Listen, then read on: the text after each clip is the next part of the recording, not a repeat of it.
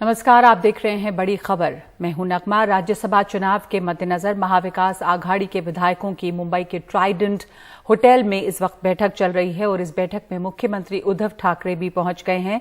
10 जून को राज्यसभा चुनाव होने वाला है और इसी के चलते शक्ति प्रदर्शन करने की कोशिश की जा रही है और सभी पार्टियां अपने अपने एमएलएज को संभाल कर रखने की कोशिश में भी जुटी हुई हैं। तो रिजॉर्ट पॉलिटिक्स भी चल रही है, शक्ति प्रदर्शन की कोशिशें भी चल रही हैं। ये जो आप तस्वीर देख रहे हैं, ये मुंबई के ट्राइडेंट होटल की तस्वीर है, जहां पर महाविकास आघाड़ी के विधायकों की इस समय बैठक चल रही है। इस बारे में ज्यादा जानकारी दे रहे हैं हमारे सहयोगी सोहित मिश्रा। इस बैठक की हम तस्वीरें देख रहे हैं। सोहित, वहां से क्या जानकारी अब तक सामने आई है इस बैठक के बारे में? देखिए, ये जो पूरी बैठक है ये जो 10 जून को चुनाव होने वाले हैं उसके लिए की जा रही है और उसमें जो छठी सीट है जहां पर शिवसेना और बीजेपी आमने सामने है उसे लेकर ये बैठक हो रही है। ये ट्राइडेंट होटल मेरे दाहिने तरफ है, यहीं पर ये बैठक हो रही है। इस तरह की बैठक जहां पर महाविकास आघाड़ी सरकार जो महाराष्ट्र में बनी है उनके सभी विधायक जहां पर शामिल हो, इस तरह से आपने 2019 में आपको याद होगा कि संख्या बल साबित करने के लिए इसी तरह से अपने विधायकों को बुलाया गया था जब महाविकास आघाड़ी का फॉर्मेशन हुआ था। तो एक बार फिर से उसी तरह से कुछ करने की कोशिश मुख्यमंत्री उद्धव ठाकरे कर रहे हैं। एनसीपी प्रमुख शरद पवार हों, कांग्रेस के दिग्गज नेता हों, सभी यहाँ पर पहुंचे हुए हैं और बैठक शुरू है। इसमें कई सारी चीज़ें हो रही हैं। एक तो ये शक्ति प्रदर्शन है जिसके जरिए बताने की कोशिश है कि हमारे पास संख्या है। उसके अलावा यहाँ पर इन विधायकों को ये भी बताया जा रहा है कि किस तरह से मतदान करना है, किसे वोट देना है, किसे पहला प्रेफरेंस देना है, किस तरह से इंक चेंज नहीं होना चाहिए, क्योंकि पिछले 22 साल से महाराष्ट्र में कभी राज्यसभा के लिए चुनाव ही नहीं हुए हैं। हर कोई निर्विरोध जाता था, लेकिन इस बार बीजेपी ने छठे जो सीट है उसके लिए एक उम्मीदवार उतारा है। इसके अलावा जो हॉर्स ट्रेडिंग की बात की जा रही है उससे बचाने के लिए भी इन सभी विधायकों को बुलाया गया है। अब शिवसेना के विधायकों को तो कल ही एक बस से शिफ्ट कर दिया गया था। कांग्रेस और एनसीपी के विधायकों को भी आज अलग अलग होटलों में रखा जाएगा। तो जो रिजॉर्ट पॉलिटिक्स है वो शुरू हो चुकी है। दूसरी ओर बीजेपी की कल बैठक है, बीजेपी भी अपने विधायकों को एक होटल में रखने जा रही है। तो ये ठीक उसी तरह का माहौल है जिस तरह से 2019 में हमने देखा था जब अलग अलग होटल में अलग अलग पार्टी के विधायकों को रखा गया था। अब ये केवल 10 तारीख के लिए नहीं है। 10 तारीख को तो ज़रूर बीजेपी और शिवसेना आमने सामने है। देवेंद्र फडणवीस और उद्धव ठाकरे पूरी कोशिश कर रहे हैं कि वो जीते, लेकिन उसके आगे भी महाराष्ट्र में कई चुनाव आ रहे हैं। बीएमसी उसमें से एक है जो देश की सबसे अमीर महानगर पालिका है, जहाँ पर पिछले 25 सालों से शिवसेना सत्ता में है। अगर बीजेपी मान लीजिए ये चुनाव जीतती है तो वो एक परसेप्शन क्रिएट कर पाएंगे कि वो ज़्यादा ताकतवर हैं। वही कोशिश भी शिवसेना की भी है कि अगर वो ये चुनाव जीतते हैं तो उनकी परसेप्शन, एक इमेज क्रिएट होगी कि वो महाराष्ट्र में ताकतवर हैं। और इसलिए दोनों ओर से कोशिश की जा रही है कि किस तरह से निर्दलीय विधायकों को अपने पक्ष में लाया जाए और इसलिए इस तरह की बैठकें की जा रही हैं। जी, धन्यवाद आपका। ट्राइडेंट में ये बैठक चल रही है और शक्ति प्रदर्शन की कोशिश है, साथ साथ विधायकों को बताने की कोशिश कि किस तरह से वोटिंग, कैसे वोटिंग करें। और ये जो छठी सीट की बात सोहित बता रहे थे उसमें बहुत कुछ दांव पर है, क्योंकि जो भी सीट जीतता है उसके बाद आगे के चुनावों पर भी उसका असर पड़ेगा। एनफोर्समेंट डायरेक्टरेट यानी कि प्रवर्तन निदेशालय ने मनी लॉन्ड्रिंग के मामले में दिल्ली सरकार के मंत्री सत्येंद्र कुमार जैन और उनके सहयोगियों के यहां पे छापेमारी की और 2.85 करोड़ रुपए कैश और 133 सोने के सिक्के बरामद करने का दावा किया है। जैन 9 जून तक ईडी की रिमांड पर हैं। ईडी ने दिल्ली सरकार के मंत्री सत्येंद्र जैन और उनके सहयोगियों के ठिकानों पर छापेमारी कर ये कैश और सोने के सिक्के बरामद किए हैं। ईडी ने सत्येंद्र जैन और उनके करीबियों के यहाँ सोमवार सुबह 7 बजे छापेमारी शुरू की थी, जो रात 2 बजे तक चली। इस दौरान प्रकाश ज्वेलर के यहाँ 2.23 करोड़ रुपए कैश, वैभव जैन के यहाँ 41.5 लाख रुपए कैश और 133 सोने के सिक्के, जबकि जीएस मथारू के यहाँ 20 लाख रुपए कैश बरामद हुआ। आम आदमी पार्टी इसे साजिश बता रही है। मैं मोदी जी से कहना चाहता हूं, मोदी जी, इंटरनेशनल बेइज्जती आपकी हो रही है।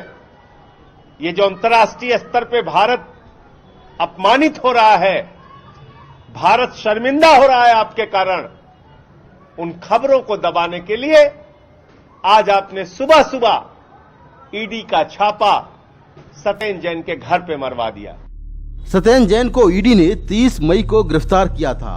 वो 9 जून तक ईडी की रिमांड पर हैं। दरअसल 2017 में सीबीआई ने सत्येंद्र जैन और उनके परिवार के खिलाफ आय से अधिक संपत्ति का केस दर्ज किया था। इसी केस को आधार बनाकर ईडी ने उनके खिलाफ मनी लॉन्ड्रिंग का केस दर्ज किया था।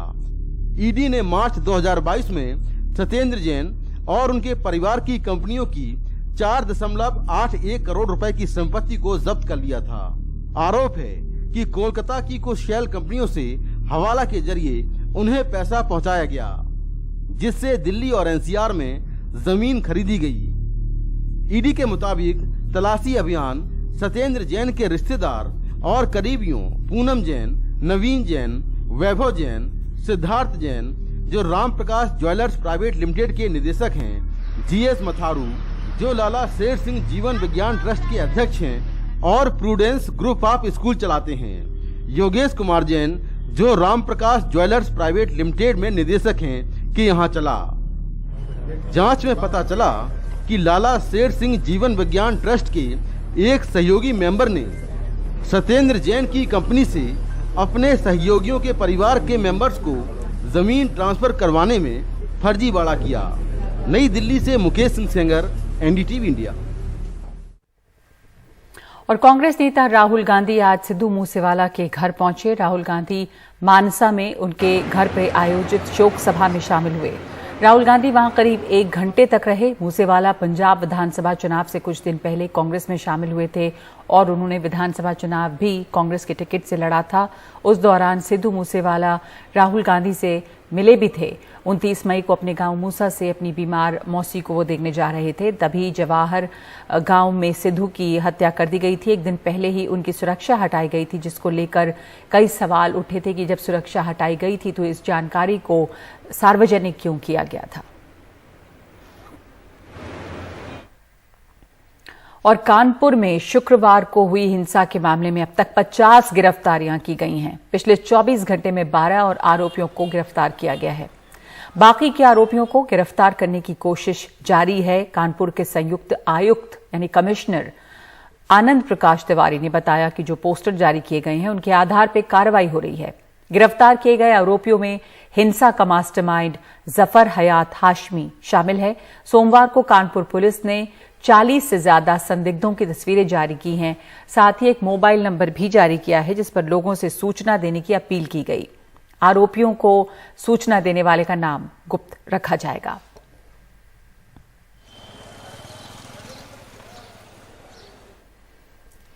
और जम्मू कश्मीर में एक बड़ी आतंकी साजिश नाकाम की गई है। अंतर्राष्ट्रीय सीमा पर कानाचक इलाके में सोमवार रात बीएसएफ ने एक बड़ी साजिश को नाकाम किया।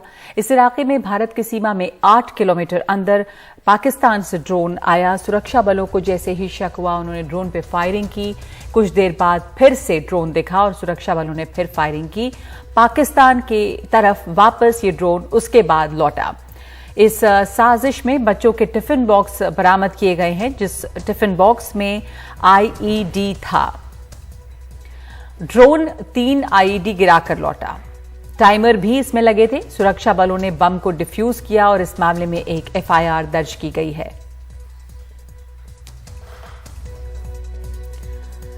इससे पहले 29 मई को ही कठुआ जिले के राजबाग थाना क्षेत्र में एक ड्रोन को मार गिराया गया था। इस ड्रोन के जरिए स्टिकी बम और हथियार गिराए गए थे। अब ये जो स्टिकी बम है ये मैग्नेटिक बम होता है, यानी इसमें चुंबक लगे होते हैं। किसी भी चीज में यानी कि बस, ट्रक, गाड़ी के नीचे इसे चिपकाया जा सकता है। जम्मू कश्मीर पुलिस ने बताया था कि ड्रोन के साथ एक ग्रेनेड लॉन्चर और 7 बम जैसी चीजें मिली हैं। और मुंबई में एक बार फिर से कोरोना के मामले बढ़ रहे हैं और आज 1242 मामले सामने आए हैं। यह 28 जनवरी के बाद सबसे ज्यादा मामले हैं। संक्रमण की दर बढ़ के 7.24% हो गई है। महाराष्ट्र में आज कोरोना के कुल 1881 नए मामले सामने आए हैं।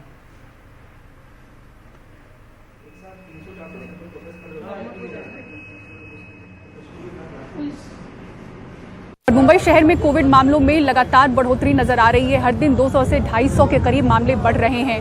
1242 मामले बीते 24 घंटे में रिपोर्ट हुए हैं, जो कि जनवरी 28 के बाद सबसे ज्यादा हैं। आपको बता दें कि जनवरी 28 को 1300 के करीब मामले रिपोर्ट हुए थे और उसके बाद मामले लगभग घटते हुए ही नजर आ रहे थे और 1000 के पार अब मामले इतने समय के बाद फिर से पहुंचे हैं। महाराष्ट्र में 1881 मामले रिपोर्ट हुए हैं, लेकिन सबसे ज्यादा आप देखें करीब जो 70%, 60 से 70% मामले हैं वो मुंबई से ही रिपोर्ट हो रहे हैं। कुल जो एक्टिव पेशेंट्स हैं महाराष्ट्र में वो 8432 हैं और मुंबई में 5974, यानी कि 70% के करीब जो एक्टिव पेशेंट्स हैं वो मुंबई से ही हैं। तो सबसे ज्यादा मुंबई शहर से मामले रिपोर्ट हो रहे हैं। इसको लेकर महाराष्ट्र कैबिनेट की ओर से जो बैठक भी हुई थी, जिसमें चर्चा की गई थी स्टेट टास्क फोर्स के साथ, कोविड टास्क फोर्स के साथ, उसमें यह तय किया गया था कि अगर अस्पतालों में मरीज बड़ी संख्या में भर्ती होते हैं तो पाबंदियां मुंबई महाराष्ट्र में लौट सकती हैं। मास्क को अभी यहाँ पर अनिवार्य नहीं किया गया है, लेकिन अपील जरूर की गई है कि भीड़ भाड़ वाली जगह पर लोग पहने। अगर बंद जगह में लोग हैं तो वहां पर ये निर्देश दिए गए कि वहां पर पहने, खासतौर से अस्पतालों में। तो ये आदेश वहां पर हैं और लोग पहन भी रहे हैं। लेकिन यहाँ पर आप मरीन ड्राइव की तस्वीरें देख सकते हैं, कुछ लोग आपको मास्क में दिख भी जाएंगे, लेकिन ज्यादातर जो लोग हैं वो बिना मास्क के आपको यहाँ पर नजर आएंगे। तो पाबंदियां लौट सकती हैं, ये तभी मुमकिन होगा यहाँ के लिए जब अस्पतालों में मरीजों की संख्या हम बढ़ते देखेंगे। हालांकि कुछ दिनों में अस्पतालों में भर्ती होने वाले मरीजों की संख्या जरूर बढ़ी है, लेकिन परेशान करने वाला आंकड़ा वो नहीं है। नज़र सरकार ने बनाई हुई है। इसी बीच में वैक्सीनेशन की स्पीड काफ़ी बढ़ी है। अगर बीते 5 दिनों में हम तुलना करें कि 5 दिन पहले जो वैक्सीनेशन की स्पीड थी वो अभी देखा जा रहा है कि करीब 150% उसमें बढ़त है। निजी सेंटर्स हो या फिर सरकारी सेंटर्स हो, जो बच्चों में खासतौर से 12 से 14 और 15 से 16-17 की जो एज ग्रुप है उसमें वैक्सीनेशन की स्पीड थोड़ी बढ़ती हुई नजर आ रही है। हालांकि इसको लेकर हर घर दस्तक जो एक बीएमसी का कैंपेन है उसको भी शुरू किया गया है। घर घर पहुंचने की कोशिश है। तो एक बार फिर से मामले बढ़ रहे हैं। मुंबई में 1242 मामले सामने आए हैं और इसलिए सतर्कता बरतते रहना जरूरी है।